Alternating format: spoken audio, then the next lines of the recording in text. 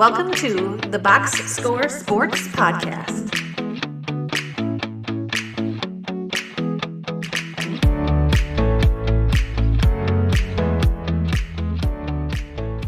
Okay, let's start with the Orlando Magic. So this is the exit interview for the Orlando Magic. If you're watching this for the first time, please like and subscribe to our YouTube channel and go ahead and leave a comment down below as far as your thoughts on the Magic season and their off season coming up that we're going to talk about. So let's hit the Magic. So they finished in the Eastern Conference as the 8th seed. They got knocked out in the first round by the Detroit Pistons, taking the Pistons to 7. And we can even, argue that maybe if health was not a factor, they might have even got out of the first round, and they finished with a record of 45 and 36. So let's start with some of the pros that we've seen at pros of the season. Clint, if I can talk, give me a couple pros that you seen this season from the Magic. Yeah, I think Anthony Black is a real bright Mm. spot. He kind of took that step, solidified, like filling in for Suggs, coming off the bench. His shooting is still not ideal, 33% from three. Theme for the Magic. That's right in the ballpark of where you need to be to play for the Magic. But just seeing him kind of develop, he seemed like he was kind of stuck behind everything, but getting 30 minutes a game, he really showed something. He fits into kind of that stereotype that the Magic have for good and for bad. So be able to see him evolve into that team and to be like someone you could count on is a big plus. Yeah, I agree with that. I think that with him kind of emerging a little bit is like it makes a little bit of the roster moves you might have to think about a little bit more easier. And I was impressed with the way he played in the playoff series against the Pistons as well, showing that he sort of can handle the moment, right? So I think that's a positive for the Magic as well with Anthony Black. And I'll just go with my first pro is just the way the season ended. Of course, you can look at the first play-in game and be like, man, that was atrocious. There was that last game, the regular season, where they lost to the scrubs of the Boston Celtics team. But the way they played against Charlotte, when they were healthy against Detroit, they were a handful. Paolo had some really big moments. I thought Franz was really important for them and consistent. We mentioned Black. They found Kane. We'll talk a little bit more about him too. I don't want to get ahead. But overall, taking the number 1 seed to 7 games as the 8th seed, I think is something good and something you can build off of going into next season. For sure. That was one of mine the season, we'll get to it when we get to cons and that was hit or miss at best. But there's large stretches of seasons where they didn't have their guy, whether Paulo was out or Franz was out or Suggs was out. And that makes it hard to kind of find that cohesion. But when they did, and they kind of played with force, and they played that aggressive style that I think we saw the last couple of years, and we thought going into this year, why a lot of us, I think I had them as a top 4 or 5 seed, was that defensive baseline is so high that even the flaws in offense you can kind of overcome. And we saw that in the Pistons series until they lost Franz of like, all right, the offense still isn't here, but if you can play defense against a team and really slow them down, you see the potential or the vision that the Magic probably have. Yeah, correct. And I think you had him as like 3 and I had him at 5, something like that. It was we had high expectations for them that they didn't meet during the season. But what we saw in the playoffs is what we imagined throughout the regular season. You got any more pros? I mean, I guess they brought in Desmond Bane to shoot threes. He's a 39% three. Like they got what they wanted from that thing, but it leans into the cons of I talked about it before the year. Still didn't get up enough on volume, but at least what they traded Bane for, and we saw it in the playoffs, is like that's the guy they were looking for. I don't know if it's worth 4 first round picks, but he kind of played what you expected. Yeah, I thought that he did good, but he did. We'll talk about that in the cons. We'll hold off. I don't want to be pro here. Another pro I had is just some of the young players that showed up other than Black. I thought Kane had some moments. Silva, they used him, young player, and then Beletse. He was kind of a beast on the boards, and he was good. So a couple of young players that, again, makes your ability to be flexible with your roster easier when you can have some young players to look at and be like, okay, let's see what he can do with more responsibility and more minutes going into the next season. They gave you something that you can lean on to make sort of some moves to help your team out. So I thought all three of those guys played pretty good down the stretch. Yeah, and Jamal Cain probably has the dunk of the playoffs so Right. far. So if I you don't find that remember that poster, one. if you find that poster, send it to Ryan. We'll post an address. I'm sure he could put it in the background there. But yeah, I mean, wasn't very familiar with his game, Yeah, but seeing no, me that either. seeing that dunk, I think we became a little more familiar. Yeah, he is so athletic. I think there's something there. Okay, any other pros or want to move on to the cons? We can move on. Okay, give me your con. I'm gonna start with coaching. Mm, I just thought again, it didn't look like even though you brought in Desmond Bain and the season started with like let's just give Bain the ball all the time, and that's kind of not his thing. hmm Um, it just never really, even when they were in the playoffs and taking the Pistons to 7 games, we talked about in several of those games, it's like painful to watch offensively. And I know there's limitations with the roster they put together, but there's like no creativity besides give it to Paulo and let him take tough jumpers or get inside. Um, it took him a while to get Bain going, like offensively. So I just thought it was a poor job for the season of like playing to your strengths and even trying to work around your weaknesses even a little bit.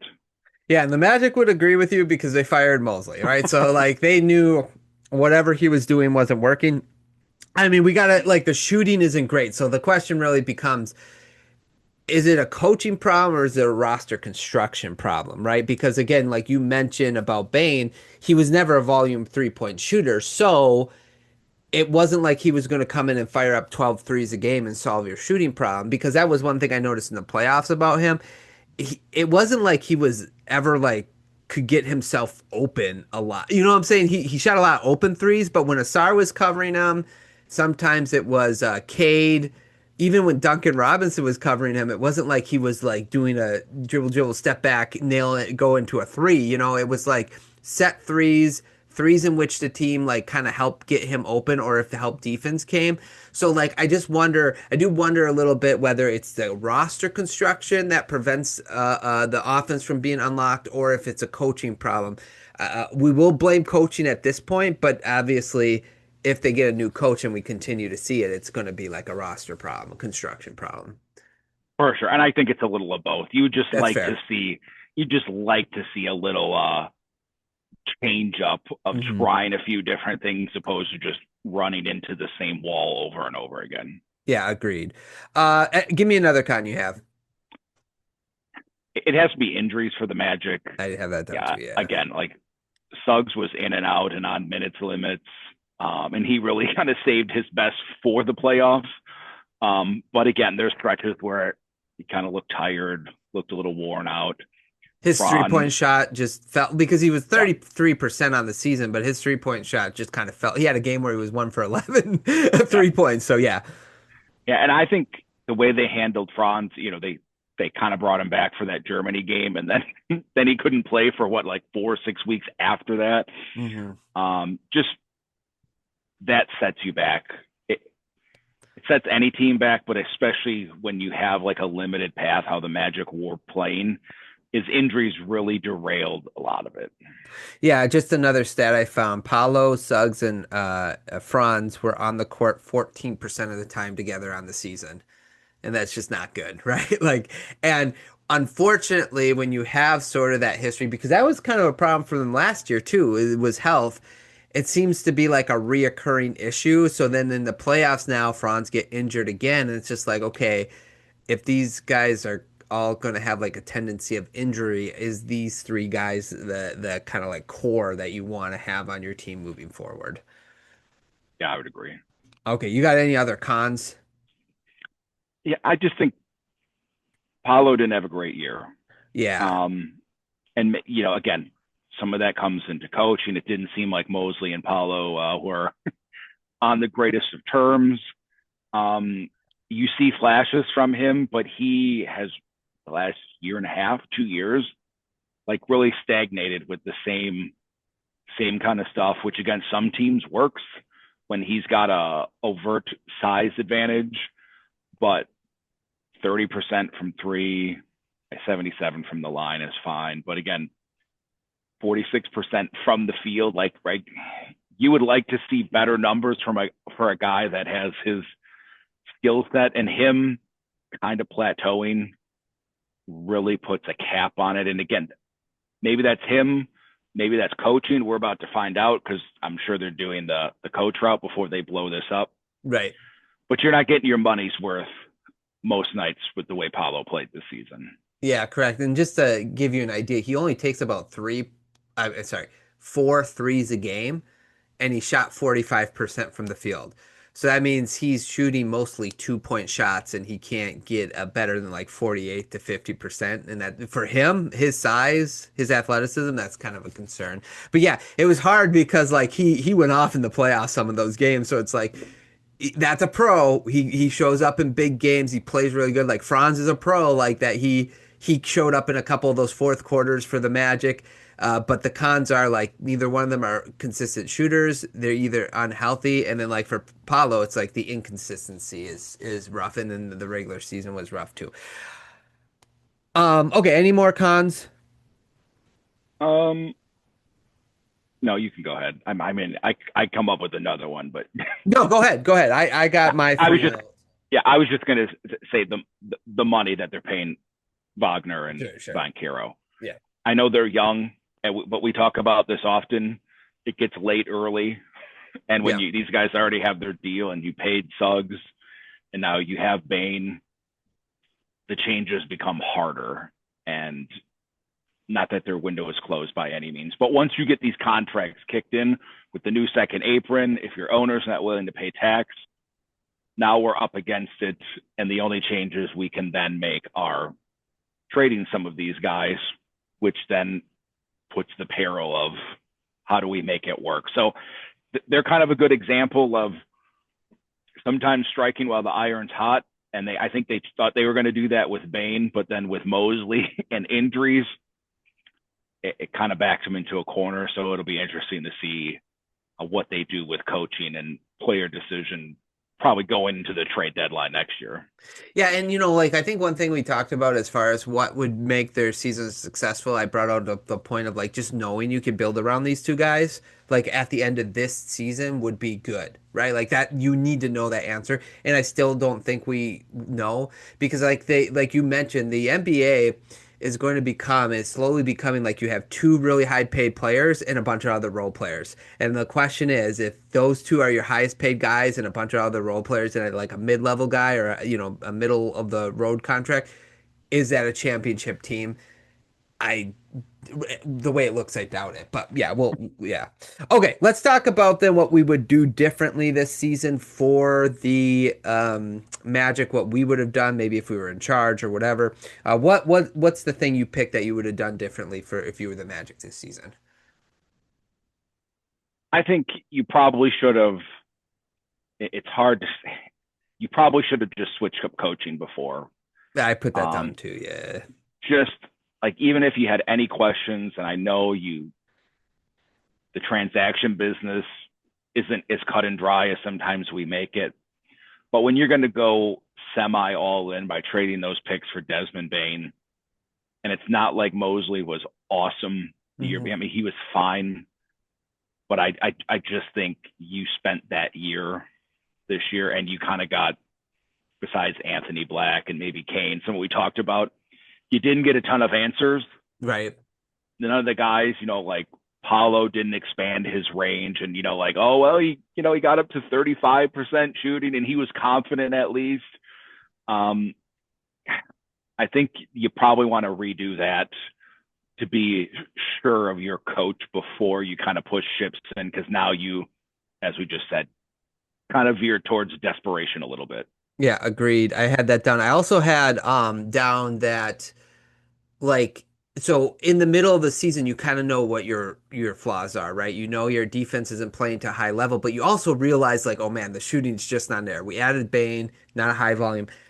At the trade deadline, we know there was a couple of people that went that could have like Kobe White, Desumu, those type of players.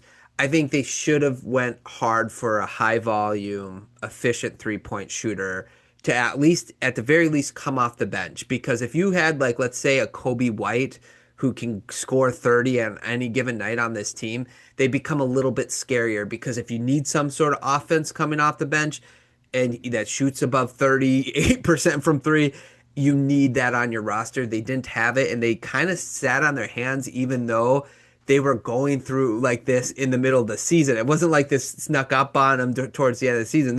They were struggling throughout the whole season with this stuff. So I just think kind of sitting on your hands, not going after a playmaker or a shooter at, like a backup guard or a two guard or whatever. I think that's another thing I would have done differently to see if I could right the ship in the middle of the season and add some shooting, maybe with an expiring contract or whatever. Yeah, I would agree. Okay, anything else you would have done different? No, it just came down to shooting. Like you said, whether it's a guard or whether it's a backup big that can shoot better. Sure, that's a good Just, point. like Wendell Carter shot what, 32% from three. Yeah. But, even the threat of it, like we talked about it during that Pistons series a few times, like the Pistons were hard closing out. Duran was like chasing out on Carter in the corner, probably unnecessarily, but you could just see if you had some of that, what it would do for Pavo, for Wagner, Suggs, Bane. They just didn't have any of that. So I think if you build your team to be defense first and figure out the offense has to have a plan. And as we talked about, I don't think it had a good plan. And especially when you're in an offensive driven league, right? So, yeah. Okay, let's grade their season. Give me your grade that you have for the Magic. Their playoffs bumped it up to a 2 for me. Yeah. I was going to go like 1.5 because it was really, especially if they didn't end up making it. But you kind of saw the vision when everything can kind of go right through 4 games of the Pistons series. So you get a half a star for bumping that, but otherwise they're one of the more disappointing teams of 2025-26 season. That's exactly was my explanation is I was like, I got 2 stars. And I feel kind of like if you sort of allow the recency bias, the fact they brought a number 1 seed to the 7 game, you might be able to talk yourself, well, actually they did better than we thought. But we had them like in the top of the East fighting for a home court advantage spot. So in that it's disappointing. And like again, some of these other questions you had going into the season you did not get answered, like whether Franz and Paulo will work, or whether we can find shooting with Black or Suggs or someone like that. What is Bane going to really bring when he's only shooting 5 threes a game or whatever it is? So yeah, I think 2 stars is fair. Okay, off season is what do you think their goal should be? Do you think they should run it back with Franz and Paulo, or do you think should they have other goals this offseason other than finding obviously a coach that might diversify their offense a bit? What would you do? Yeah, I think you got to go coach, and you gotta be like explicit with the coach. This is what we need. Give us a plan of how you're going to make this work, or what you need to make this work better. I think you always want to try coach first, especially since they're not like really up against it yet. And you give, half the year or all of next year to see what they can do. That's where I would start.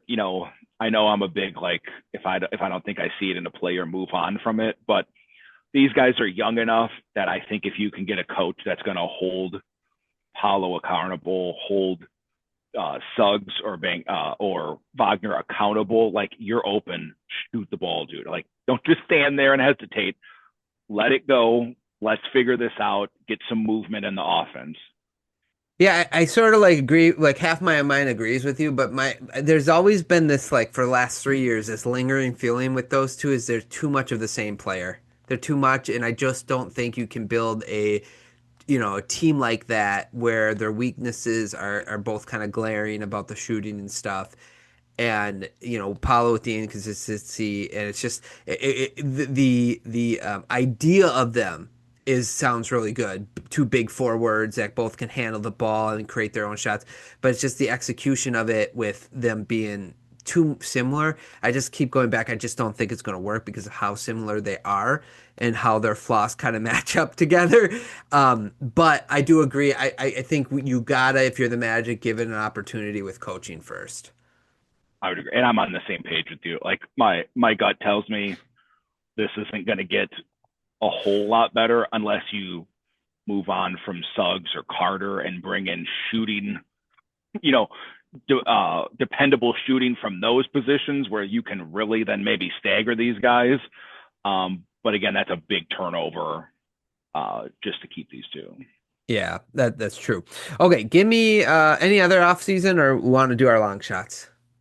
Let's go for the long shot. Okay, give me your long shot. What you'd like to see from the Magic, the long shot for you. So if I'm the Magic and I really deep down, like we talked about, felt like these two don't fit together, I would lean towards trading Wagner. Okay. Just because I think there is enough what if.